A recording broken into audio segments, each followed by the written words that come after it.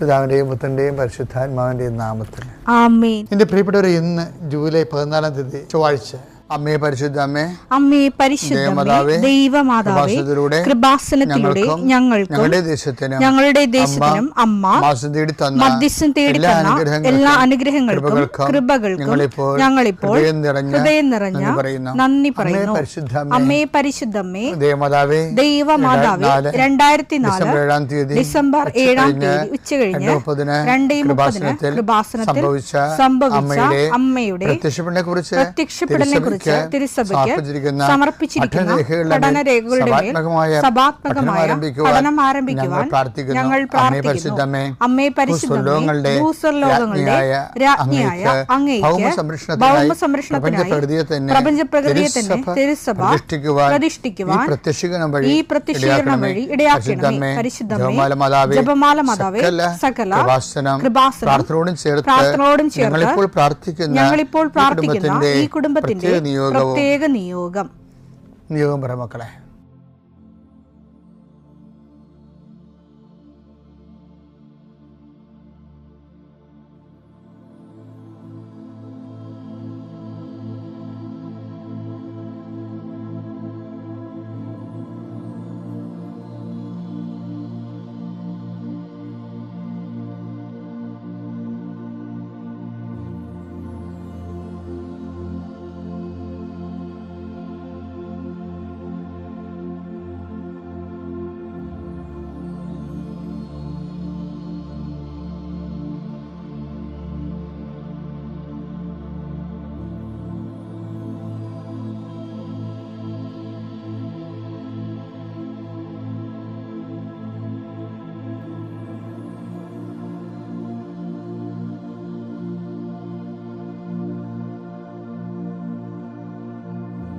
അമ്മയുടെ പ്രത്യക്ഷീകരണത്തിന്റെ ഈ അനുഗ്രഹവേളയിൽ ഞങ്ങൾക്ക് സാധിച്ചു തരുവാൻ കനിയണമേ. ആമേൻ. വിശ്വാസ പ്രമാണം. സർവശക്തനായ പിതാവും ആകാശത്തിന്റെയും ഭൂമിയുടെയും സൃഷ്ടാവുമായ ദൈവത്തിൽ ഞാൻ വിശ്വസിക്കുന്നു. അവിടുത്തെ ഏകപുത്രനും ഞങ്ങളുടെ കർത്താവുമായ ഈശോമിശിഹായിലും ഞാൻ വിശ്വസിക്കുന്നു. ഈ പുത്രൻ പരിശുദ്ധാത്മാവിനാൽ ഗർഭസ്ഥനായി കന്യകാമറിയത്തിൽ നിന്ന് പിറന്ന് പൊന്തിയോസ് പീലാത്തോസിന്റെ കാലത്ത് പീഡകൾ സഹിച്ച് കുരിശിൽ തറയ്ക്കപ്പെട്ട് മരിച്ച് അടക്കപ്പെട്ട് പാതാളങ്ങളിൽ ഇറങ്ങി മരിച്ചവരുടെ ഇടയിൽ നിന്ന് 3-ാം നാൾ ഉയർത്ത് സ്വർഗത്തിലേക്ക് എഴുന്നള്ളി സർവശക്തിയുള്ള പിതാവായ ദൈവത്തിന്റെ വലതുഭാഗത്തിരിക്കുന്നു. അവിടെ നിന്ന് ജീവിക്കുന്നവരെയും മരിച്ചവരെയും വിധിക്കുവാൻ വരുമെന്നും ഞാൻ വിശ്വസിക്കുന്നു. പരിശുദ്ധാത്മാവിലും ഞാൻ വിശ്വസിക്കുന്നു. വിശുദ്ധ കത്തോലിക്കാ സഭയിലും പുണ്യവാന്മാരുടെ ഐക്യത്തിലും പാപങ്ങളുടെ മോചനത്തിലും ശരീരത്തിന്റെ ഉയർപ്പിലും നിത്യമായ ജീവിതത്തിലും ഞാൻ വിശ്വസിക്കുന്നു. ആമേൻ. സുഖസ്ഥനായ ഞങ്ങളുടെ പിതാവേ, അങ്ങയുടെ നാമം പൂജിതമാകണമേ. അങ്ങയുടെ രാജ്യം വരണമേ. അങ്ങയുടെ തിരുമനസ് സ്വർഗത്തിലെ പോലെ ഭൂമിയിലും ആകണമേ. അന്നു വേണ്ടുന്ന ആഹാരം ഇന്ന് ഞങ്ങൾക്ക് തരണമേ. ഞങ്ങളോട് തെറ്റ് ചെയ്യുന്നവരോട് ഞങ്ങൾ ക്ഷമിക്കുന്നത് പോലെ ഞങ്ങളുടെ തെറ്റുകൾ ഞങ്ങളോടും ക്ഷമിക്കണമേ. ഞങ്ങളെ പ്രലോഭനത്തിൽ ഉൾപ്പെടുത്തരുതേ, തിന്മയിൽ ഞങ്ങൾ രക്ഷിക്കണമേ. ആമേൻ. നന്മ നിറഞ്ഞ മറിയമേ, സ്വസ്തി. കർത്താവ് അങ്ങയുടെ കൂടെ സ്ത്രീകളിൽ അങ്ങ് അനുഗ്രഹിക്കപ്പെട്ടവളാകുന്നു. അങ്ങയുടെ ഉദരത്തിൻ ഫലമായി ഈശോ അനുഗ്രഹിക്കപ്പെട്ടവനാകുന്നു. പരിശുദ്ധ മറിയമേ, തമ്പുരാന്റെ അമ്മേ, പാപികളായ ഞങ്ങൾക്ക് വേണ്ടി ഇപ്പോഴും ഞങ്ങളുടെ മരണസമയത്തും തമ്പുരാനോട് അപേക്ഷിക്കണമേ. ആമേൻ. കർത്താവേ, നിന്റെ ഉന്നതമായ നാമത്തിന് സ്തോത്രം. കർത്താവേ, നിന്റെ വിശുദ്ധ പൗരോഹിത്യത്തെ മഹത്വപ്പെടുത്തണമേ.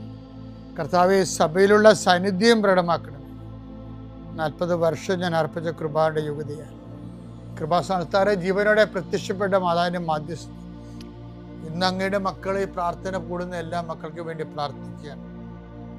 കർത്താവെ, മനസ്സ് വേദനിക്കുന്ന എല്ലാ വിഷയങ്ങളും, അവരുടെ മനസ്സ് വേദനിപ്പിക്കുന്ന എല്ലാ വ്യക്തികളും ഇപ്പോഴും ഈശോയുടെ നാമത്തിൽ നിർവീര്യമാകട്ടെ. കർത്താവെ, മനസ്സ് വിഷമിപ്പിക്കുന്ന സാഹചര്യങ്ങൾ, ചെയ്തെടുക്കേണ്ട ഉത്തരവാദിത്തങ്ങൾ, മറ്റുള്ളവർ നമ്മളെ പഴി പറയാൻ സാധ്യതയുള്ള എല്ലാ വിഷയത്തിൻ്റെ മേലും കർത്താവിൻ്റെ കരുണ ചൊരിയുകയും നിങ്ങളെ കർത്താവ് ഇന്ന് നിലനിർത്തി തരികയും ചെയ്യട്ടെ. നിങ്ങൾ പോകുന്ന വഴികൾ, കണ്ടുമുട്ടുന്ന വ്യക്തികൾ, ചെയ്യുന്ന കാര്യങ്ങൾ യാത്ര ചെയ്യുന്ന വാഹനങ്ങൾ, ഒപ്പിടുന്ന പേപ്പറുകൾ, കൈമാറുന്ന രേഖകൾ, കഴിക്കുന്ന മരുന്ന് എല്ലാം മാതാവിൻ്റെ മധ്യസ്ഥതയിൽ യേശുനാമത്തിൽ അനുഗ്രഹിക്കപ്പെടുകയും നീ ദൈവത്തെ അനുഭവിക്കാൻ ഇന്ന് നിന്നെ സഹായിക്കുകയും ചെയ്യട്ടെ. നിത്യം പിതാവും പുത്രനും പരിശുദ്ധാത്മാവും സ്പർശിച്ച് നീക്കുവാണ്.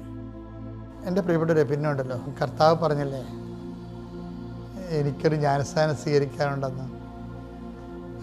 അത് കേൾക്കുമ്പോൾ എനിക്ക് ഭയങ്കര സന്തോഷമാണ്. എന്താണെന്നറിയാമോ? കർത്താവ് 12:50, ലൂക്ക 12:50 പറയണത്. ഒന്ന് വായിച്ചേ. എനിക്ക് ഒരു സ്നാനം സ്വീകരിക്കാനുണ്ട്, എനിക്ക് സ്നാനം സ്വീകരിക്കാനുണ്ട്, അത് നിവൃത്തിയാകുവോളം ഞാൻ എത്ര ഞെരുങ്ങുന്നു. അപ്പം അതായത് ഈശോ തീഷ്ണമായി ആഗ്രഹിക്കണം. അപ്പം എന്താ ഈ ജ്ഞാനസ്നാനം എന്ന് പറഞ്ഞാൽ എന്താ ഉദ്ദേശിക്കുന്നത്? കർത്താവ് സ്വീകരിക്കാതിരുന്ന പീഡാസഹനങ്ങളെയാണ് ഇത് പറയണത്. സ്വീകാര്യ ലേഖനം ഇല്ലേ, റോമ 6:3 എടുത്തേ. യേശുക്രിസ്തുവിനോട് ഐക്യപ്പെടാൻ ജ്ഞാനസ്നാനം സ്വീകരിച്ച നാം എല്ലാവരും അവന്റെ മരണത്തോട് ഐക്യപ്പെടാനാണ് ജ്ഞാനസ്നാനം സ്വീകരിച്ചതെന്ന് നിങ്ങൾക്കറിഞ്ഞുകൂടെ. ഓരോ സഹനവും കർത്താവിൻ്റെ മരണത്തോടുള്ള നമ്മുടെ ഐക്യദാർഢ്യമാണ്. അത് ബൈബിള് മുന്നോട്ട് വെക്കുന്ന വല്ലാത്ത ഒരു ഞെട്ടിപ്പിക്കുന്ന ഒരു സ്വർഗീയ വെളിപാടാണത്.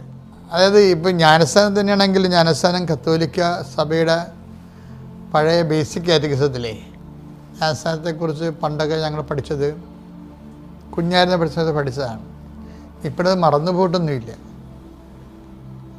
അതായത് ജ്ഞാനസ്നാനം കർമ്മദോഷമുണ്ടെങ്കിൽ അതും ഉത്ഭവദോഷവും നീക്കി നമ്മളെ ക്രൈസ്തവരും ദൈവത്തിൻ്റെ മക്കളുമായി തീർക്കാനുള്ള കൂദാശയാണെന്നാണ്. അപ്പം ജ്ഞാനസ്നാനം അത് വരുമ്പോഴത്തേക്കും നമ്മൾ ദൈവത്തിൻ്റെ മക്കളായിട്ട് മാറുകയാണ്. പക്ഷേ പൂർണ്ണ തോതിലുള്ള മക്കളാകണമെങ്കിൽ എന്ത് ചെയ്യണമെന്നറിയാമോ? അത് നമ്മൾ ഇപ്പം തന്നെ പറഞ്ഞാൽ അത് കൂദാശയോടെ കൂദാശയിൽ ജീവിക്കുന്ന ദൈവിക ജീവൻ, ദൈവത്തിൻ്റെ സ്വഭാവം, ദൈവത്തിൻ്റെ ജീവൻ കൂദാശകളിലൂടെ പകർന്ന് കിട്ടുന്ന സഭയുടെ ആത്മീയ സംവിധാനങ്ങളിലൂടെ കടന്നു പോകുന്നവർക്കാണ് ഈ ബാപ്റ്റിസം, കൺഫർമേഷൻ, കമ്മ്യൂണിയനൊക്കെ ഉള്ളത്. പക്ഷേ അല്ലാത്തവർക്ക് എന്താ മാർഗം? ഇപ്പോൾ സഭയുടെ അകത്ത് നിൽക്കാൻ പറ്റണില്ല. പക്ഷെ അവർക്ക് ക്രിസ്തുവിനെ അറിയണം, ക്രിസ്തുവിൽ ജീവിക്കണം, ക്രിസ്തുവിലുള്ള രക്ഷ നേടണം എന്നൊക്കെ അവർ തീവ്രമായി അഭിലഷിച്ചാൽ ബൈബിൾ അവർക്ക് വേറെ ഒരു വിഭവമാണ് വിളമ്പണത്. അതെത്രയാണെന്നറിയാം. പക്ഷെ അതിനകത്ത് ഇതുപോലെ ഈ കമ്മ്യൂണിയനും ഒന്നും വരത്തില്ല. കമ്മ്യൂണിയൻ കൺഫർമേഷൻ പരിശുദ്ധാത്മാവിലുള്ള അപ്പോസ്തലിക് സ്ഥിരീകരണമാണത് കൺഫർമേഷൻ എന്ന് പറയുന്നത്. പിന്നെ കമ്മ്യൂണിയൻ കർത്താവിനെ പങ്കുവെച്ച് നമ്മൾ കമ്മ്യൂണിയനായിട്ട് ഈ ദിവ്യകുർബാന ഈശോനെ സ്വീകരിക്കണത്. അപ്പോൾ അതൊരു വഴിയാണ്. പക്ഷെ ആ വഴി ചില സമയത്ത് സാഹചര്യം കൊണ്ട് പറ്റാത്തവർക്ക് എന്ത് ചെയ്യും? അവർക്ക് വേറെ ഒരു വഴി ക്രിസ്തുവിനെ അറിഞ്ഞ് ജീവിക്കാൻ വേണ്ടി ബൈബിള് ഒരു വാതിൽ തുറന്നു വെച്ചിട്ടുണ്ട്. അത് പൗലോസിലൂടെയാണ്. പുള്ളിയായിരുന്നു ഇങ്ങനെ വിജാതിയുടെ അപ്പോസ്റ്റൽ എന്നാണ് പുള്ളി അറിയപ്പെടുന്നത്. നമുക്ക് വിജാതി എന്നൊക്കെ വിളിക്കാൻ പറ്റുമോ അറിയത്തില്ല. ബൈബിളിൻ്റെ ഒരു ടേമാണത്, തർജ്ജമ ചെയ്ത ടേം. അപ്പോൾ അതുകൊണ്ട് ഞാനത് പറഞ്ഞതേ ഉള്ളൂ.